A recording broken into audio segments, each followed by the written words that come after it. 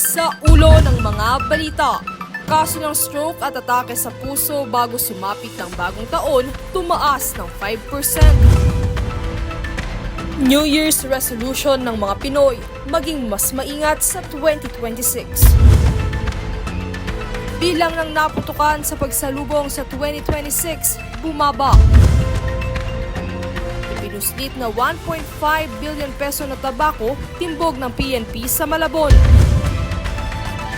Karapatan sa WPS, pinaninindigan ng security agency sa iba't-ibang grupo.